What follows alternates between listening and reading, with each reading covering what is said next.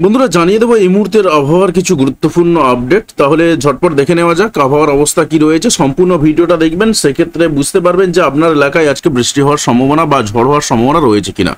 তাহলে ঝটপট কমেন্ট করে জানিয়ে দিন আপনি কোন এলাকা থেকে ভিডিওটি দেখছেন, আর চ্যানেলে নতুন হলে অবশ্যই সাবস্ক্রাইব করে নিন। তো আমরা যদি এই মুহূর্তে একটু বায়ু ঝাপটা মোটে তাকাই, তাতে করে পাওয়া যাচ্ছে যেটা যে বেশ কিছু জায়গাতে কিন্তু ঝোড়ো হাওয়া বওয়ার সম্ভাবনা কিছুক্ষণের মধ্যেই রয়েছে। আমরা যদি তাকাই শিলিগুড়ির দিক থেকে, সেখানে কিন্তু পাওয়া যাচ্ছে যেটা যে একটু পরেই ঝোড়ো হওয়ার সম্ভাবনা কিন্তু রয়েছে। শিলিগুড়ি, তারপরে ইসলামপুর, এই সমস্ত এলাকার দিক থেকে, কিষানগঞ্জের দিক থেকে, নকশালবাড়ির দিক থেকে প্রায় 45 থেকে 47 কিলোমিটার বেগে ঝোড়ো হওয়ার সম্ভাবনা রয়েছে। পাশাপাশি ঠাকুরগাঁওয়ের দিক থেকে, বোদার দিক থেকে, পঞ্চগড়ের দিক থেকে, অর্থাৎ রংপুরের বেশ কিছু এলাকার দিক থেকে কিন্তু সম্ভাবনা রয়েছে। এছাড়াও লালমনিরহাটের দিক থেকেও কিন্তু সম্ভাবনা টুকটাক রয়েছে হালকা ঝোড়ো হাওয়া বয়ে যাওয়ার।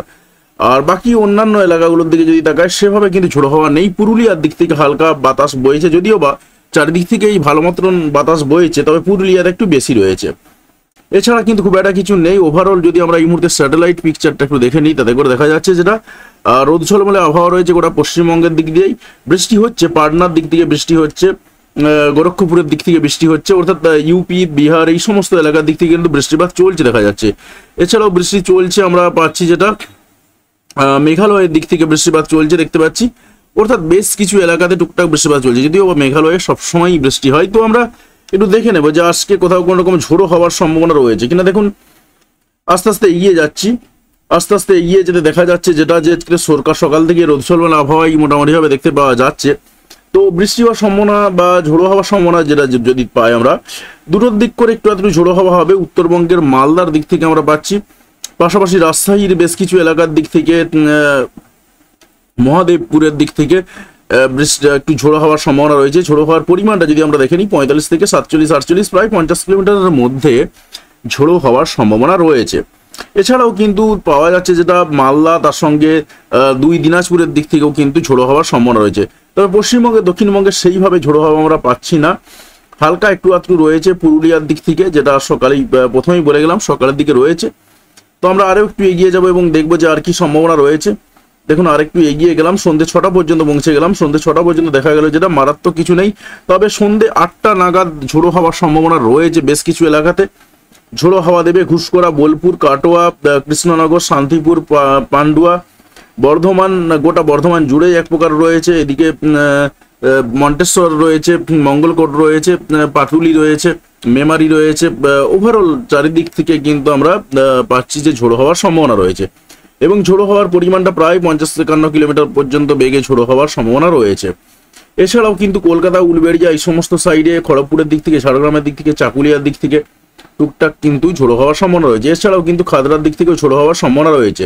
বাকি অন্যান্য এলাকায় কিন্তু আমরা ঝোড়ো হওয়া পাচ্ছি না, এবং এটা সন্ধ্যে 8টা নাগাদ দেখাচ্ছে। তো সন্ধ্যে 8টা-9টা নাগাদ আপনি ধরে চলতে পারেন যে ঝোড়ো হাওয়া শুরু হয়ে যেতে পারে। রাত্রি 12টার দিক করে হালকা একটু ঝোড়ো হাওয়া দেবে পূর্ব মেদিনীপুর এবং সাউথ 24 পরগনার দিক থেকে। এছাড়া কিন্তু ঝোড়ো হাওয়া নেই।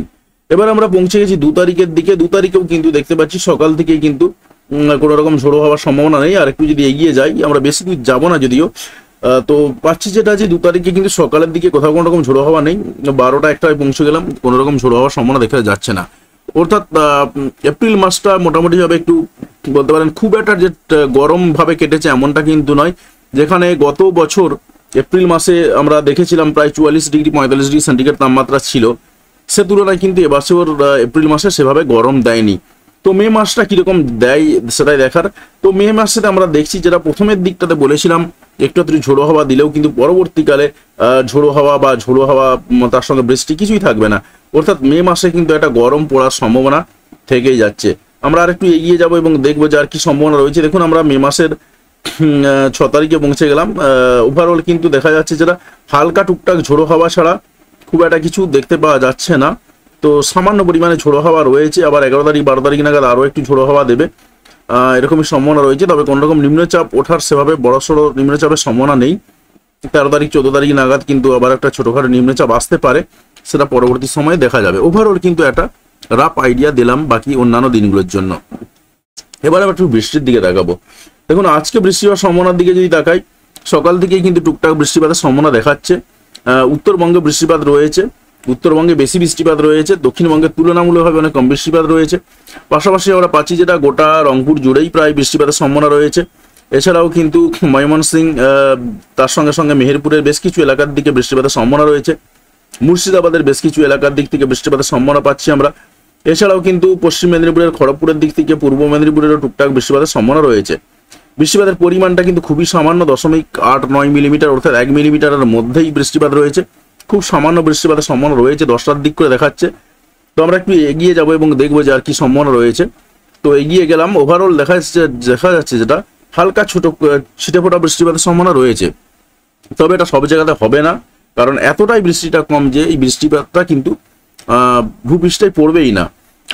পাশাপাশি আমরা পাচ্ছি যেটা 2টোর পর থেকে কিন্তু বৃষ্টিপাতের সম্ভাবনা রয়েছে মালদা এবং 2 দিনাজপুরের দিক থেকে সম্ভাবনা রয়েছে। পাশাপাশি আমরা পাচ্ছি যেটা রাজশাহী ডিভিশন এবং তার সঙ্গে দিনাজপুরের দিক থেকে, রংপুরের দিক থেকে সম্ভাবনা কিন্তু রয়েছে বৃষ্টিপাতের। এছাড়াও গোটা ময়মনসিংহ জুড়েও সম্ভাবনা রয়েছে। তার সঙ্গে সঙ্গে আমরা এদিকেও পাচ্ছি পুরুলিয়ার সাইডেও কিন্তু রয়েছে। এছাড়া বর্ধমান তার সঙ্গে হুগলির সাইডেও একটু আধটু বৃষ্টিপাতের সম্ভাবনা রয়েছে। এছাড়াও ত্রিপুরার দিক থেকে হালকা ফুলকা বৃষ্টিপাত, গুঁড়ি বৃষ্টিপাত হলেও হতে পারে, সম্ভাবনা কিন্তু রয়েছে। তো ওভারঅল আমরা দেখলাম যেটা যে আজকে বৃষ্টিপাতের টুকটাক সম্ভাবনা রয়েছে। তবে সন্ধ্যে 6টার পরে বেশ কিছু এলাকাতে বৃষ্টিপাত হতে পারে। বীরভূমের দিক থেকে সম্ভাবনা রয়েছে আমরা পাচ্ছি, তার সঙ্গে সঙ্গে রয়েছে বর্ধমানের দিক থেকে সম্ভাবনা রয়েছে। বাঁকুড়া পুরুলিয়ার দিক থেকেও হালকা বৃষ্টিপাতের সম্ভাবনা রয়েছে। আর আমরা যদি চট্টগ্রামের দিকে তাকাই, সেই চট্টগ্রামের দিকেও দেখা যাচ্ছে হালকা মতন বৃষ্টিপাতের একটু আধটু সম্ভাবনা পাওয়া যাচ্ছে। এবং রাত্রি 8টার পরে সম্ভাবনা যেটা রয়েছে, পূর্ব মেদিনীপুর পশ্চিম মেদিনীপুরের দিক থেকে ভালো মাত্রায় বৃষ্টিপাতের সম্ভাবনা রয়েছে, প্রায় 11-12 মিলিমিটার। অর্থাৎ আজকে বৃষ্টিপাত হওয়ার একটা সম্ভাবনা তৈরি হয়ে রয়েছে পূর্ব মেদিনীপুর, পশ্চিম মেদিনীপুর এবং হুগলি, তার সঙ্গে বর্ধমান, এই সমস্ত এলাকা, তার সঙ্গে কলকাতাতেও হালকা বৃষ্টিপাতের সম্ভাবনা রয়েছে। সাউথ চব্বিশ পরগনা, নর্থ চব্বিশ পরগনাতে খুবই সামান্য পরিমাণে বৃষ্টিপাত হতে পারে। খুলনা বরিশালের দিক থেকেও খুব সামান্য পরিমাণে বৃষ্টিপাত হতে পারে, সেরকম সম্ভাবনা দেখা যাচ্ছে। এবং রাত্রি 9টা-10টার দিক করে কিন্তু এই সম্ভাবনা তৈরি হয়ে রয়েছে। তো আপাতত এটাই কিন্তু বৃষ্টিপাতের একটা সম্ভাবনা তৈরি, আর কিছু পাচ্ছি না। এবার আমরা 2 তারিখে পৌঁছে গেছি। 2 তারিখেও দেখা যাচ্ছে যেটা বৃষ্টিপাত যেটুকু রয়েছে মেঘালয়ের সাইডে রয়েছে, ময়মনসিংহের দিকে রয়েছে, আর সিলেটের দিক থেকে রয়েছে। এছাড়া কিন্তু কিছু বৃষ্টিপাত পাওয়া যাচ্ছে না। আমরা একটু ঝটপট এগিয়ে যাব। তো দেখতে পাচ্ছি যেটা যে 3 তারিখের দিকে বৃষ্টিপাত রয়েছে, 4 তারিখের দিকেও বৃষ্টিপাত আমরা পাচ্ছি। তবে ওভারঅল বলা যেতে পারে যে এই বৃষ্টিপাত যে টুকটাক দেখাচ্ছে, এর ফলে তীব্র যে গরম, সেই তীব্র গরমটা কিন্তু মে মাসের প্রথম সপ্তাহের দিকে থাকছে না। তারপরের সপ্তাহে কি হবে সেটা পরবর্তী সময় দেখা যাবে। তবে দেখা যাচ্ছে যেটা 7 তারিখ 8 তারিখেও কিন্তু টুকটাক বৃষ্টিপাত হওয়ার সম্ভাবনা রয়েছে। ওভারঅল বলা যেতে পারে যে হালকা বৃষ্টিপাত কিন্তু 2 বঙ্গেই রয়েছে। তো আমরা আরো একটু এগিয়ে গেলাম। তো দেখা যাচ্ছে যেটা একদম মে মাসটাও যেমনভাবে এপ্রিল মাসে আমরা দেখেছিলাম বৃষ্টি, তার সঙ্গে ঝোড়ো হাওয়া টুকটাক থাকবে, মে মাসে দেখা যাচ্ছে ভালো মাত্রায় বৃষ্টিপাত রয়েছে। 13 তারিখ নাগাদ যখন আমরা এগোচ্ছি তখন দেখা যাচ্ছে সিলেট, ময়মনসিংহ, ত্রিপুরা, রংপুর, আলিপুরদুয়ার, এই সমস্ত এলাকার দিক থেকে কিন্তু ব্যাপক পরিমাণে বৃষ্টিপাতের সম্ভাবনা রয়েছে। তো দেখা যাক এটা পরবর্তী সময়ে বোঝা যাবে। তো আকাশে মেঘের দিকে যদি তাকায় যে আকাশে কোথাও কোনো মেঘ রয়েছে কিনা, দেখা যাচ্ছে যেটা হালকা ছিটেফোঁটা মেঘ কিন্তু রয়েছে, হালকা বৃষ্টি হওয়ার পক্ষে উপযুক্ত মেঘ কিন্তু রয়েছে। বৃষ্টিপাতের পরিমাণের দিকটা আমরা ফোকাস করব যে বৃষ্টিপাত কতটা কি হতে পারে। দেখুন, আমরা যদি তাকাই ঠিক এই মুহূর্তটার দিকে, যে এই মুহূর্তে আজকে সারাদিনে বৃষ্টিপাত দেখা যাচ্ছে, বৃষ্টিপাত কিন্তু টুকটাক হওয়ার সম্ভাবনা রয়েছে, সেটা বলেই গেলাম। তো আমরা 2 তারিখের দিকে একটু তাকাবো। 2 তারিখের দিকে দেখা যাচ্ছে তুলনামূলকভাবে কিন্তু একটু কম বৃষ্টিপাত হবে 2 তারিখে। অর্থাৎ আজকে বৃষ্টিপাত যেটুকু হবে হতে পারে সম্ভাবনা রয়েছে, কালকে কিন্তু অতটা বৃষ্টির সম্ভাবনা নেই, সামান্য 2-1 ফোঁটা। তুলনামূলকভাবে সারাদিনের বৃষ্টিপাতটা অনেকটাই কম। আমরা যদি আরো একটু এগিয়ে যাই 3 তারিখের দিকে, 3 তারিখের দিকে তুলনায় টুকটাক বৃষ্টিপাত হওয়ার সম্ভাবনা রয়েছে পশ্চিমবঙ্গের বিভিন্ন এলাকাতে। তো ওভারঅল কিন্তু দেখা যাচ্ছে 4 তারিখে আবার বৃষ্টিপাতটা বাড়বে। তো 5 তারিখের দিকে যদি তাকাই আমরা, 5 তারিখে কিন্তু সেভাবে বৃষ্টিপাত নেই। ওভারঅল বলা যেতে পারে যে মে মাসেও টুকটাক বৃষ্টিপাত হচ্ছে, অর্থাৎ ভয়ঙ্কর যে গরমের প্রভাব, সেই ভয়ঙ্কর গরমের প্রভাবটা কিন্তু থাকছে না। আজকে যদি আমরা তাকাই যে আজকে ঠিক বেলা 2টোর দিক করে যে টেম্পারেচার কিরকম কি থাকবে, তাতে করে পাওয়া যাচ্ছে যেটা দেখুন 30 ডিগ্রি 31 ডিগ্রি সেন্টিগ্রেড তাপমাত্রা পাওয়া যাচ্ছে। অর্থাৎ খুব যে গরম থাকবে এমনটা কিন্তু নয়। আর আলিপুর আবহাওয়া দপ্তরের একটু রিপোর্টের দিকে আমরা দেখাবো যে আলিপুর আবহাওয়া দপ্তরের রিপোর্ট কি বলছে।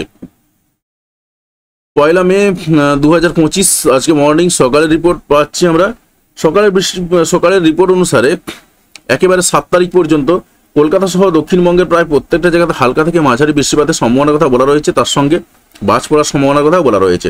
সতর্কতার দিকে আমরা তাকাবো যে সতর্কতা কোথায় কিরকম রয়েছে। এখন সবকটা জায়গাতেই কিন্তু বৃষ্টিপাতের সম্ভাবনা আমরা পাচ্ছি এবং উইন্ডিতেও আমরা তাই দেখলাম।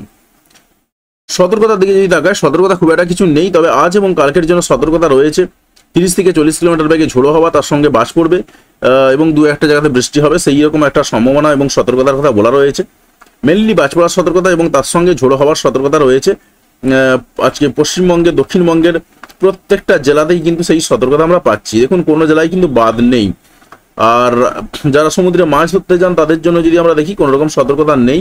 একটা সমুদ্র উত্তাল হতে পারে সেরকম একটা সম্ভাবনার কথা বলা রয়েছে, তাই একটু সতর্ক থাকার কথা বলা রয়েছে। আর যদি আমরা উত্তরবঙ্গের রিপোর্টের দিকে তাকাই যে উত্তরবঙ্গের রিপোর্ট কি বলছে, উত্তরবঙ্গের রিপোর্টেও কিন্তু আমরা আজকের তারিখের যে রিপোর্ট সেই অনুসারে যেটা পাচ্ছি, বৃষ্টিপাতের কিন্তু টুকটাক সম্ভাবনা রয়েছে এবং তার সঙ্গে বাজ পড়ার সম্ভাবনা রয়েছে উত্তরবঙ্গের প্রত্যেকটা জেলাতেই। সতর্কতার দিকে যদি তাকাই, আজকে কোনো রকম সতর্কতা না থাকলেও 2 তারিখ, 3 তারিখ এবং 4 তারিখের জন্য কিন্তু সতর্কতা রয়েছে। বাজ পড়বে এবং তার সঙ্গে 30 থেকে 40 কিলোমিটার বেগে ঝোড়ো হাওয়া প্রায় কম বেশি সবকটা জেলাতেই রয়েছে। তবে নর্থ দিনাজপুর, সাউথ দিনাজপুর, মালদাতে সেইভাবে সতর্কতা কিন্তু দেওয়ার নেই। যদিও আমরা মালদা, নর্থ দিনাজপুর, সাউথ দিনাজপুরও দেখলাম যে বৃষ্টি হওয়ার সম্ভাবনা রয়েছে, ঝোড়ো হওয়ার সম্ভাবনা রয়েছে, কিন্তু সতর্কতা নেই। উইন্ডিতে দেখলাম যেটা আর কি। তো ওভারঅল কিন্তু এখানেও বলছে, আলিপুর আবহাওয়া দপ্তরের পক্ষ থেকেও বলছে যেটা মালদা, সাউথ দিনাজপুর, নর্থ দিনাজপুর এখানেও কিন্তু বৃষ্টি হবে, বাজ পড়বে, সতর্কতা কিন্তু দেওয়া নেই, অর্থাৎ তীব্র মাত্রায় বা ভারী মাত্রায় হবে না। তো যাই হোক বন্ধুরা, আশা করছি আপনি আপনার এলাকার পরিবেশ পরিস্থিতি বুঝতে পেরেছেন। তো অতি অবশ্যই কমেন্ট করে জানাবেন যে আপনি কোন এলাকা থেকে ভিডিওটি দেখলেন, এবং চ্যানেলে যদি নতুন হয়ে থাকেন সেক্ষেত্রে অতি অবশ্যই চ্যানেলটি সাবস্ক্রাইব করবেন এরকম সঠিক খবর পাওয়ার জন্য। আর যদি আপনি ইতিমধ্যে সাবস্ক্রাইব করে থাকেন তাহলে আপনাকে অসংখ্য ধন্যবাদ। অবশ্যই ভিডিওতে লাইক দিয়ে আমাদের উৎসাহ বাড়াবেন এবং বন্ধুদের সঙ্গে ভিডিওগুলি শেয়ার করতে কোনোভাবেই ভুলবেন না। ভিডিওটি দেখার জন্য আপনাকে অসংখ্য ধন্যবাদ।